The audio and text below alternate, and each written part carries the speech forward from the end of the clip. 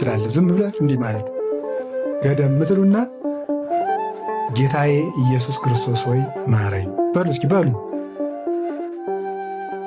ድገሙ በሉ። ከዛ እንቅልፋችሁ እስከሚመጣ ድረስ እንደዚህ በሉ። ተጋድማችሁ ዝም ብላችሁ ማለት ከዛ እንደዚህ እያላችሁ ተኙ። ከዛ ጠዋትም ሌላ ጸሎት ልትጀምሩ ስትሉ እንደዚህ በሉና ጸሎታችሁን ጀምሩ። መኪና ውስጥም ገብታችሁ ዝም ብላችሁ ቁጭ ብላችሁ አሁን መጽሐፍ አውጥተህ ብትደግም ሰውም አጉል ነው።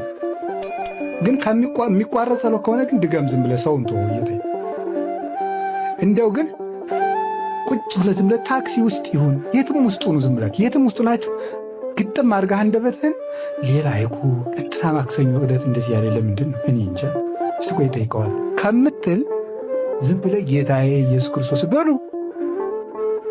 ማረኝ በሉ።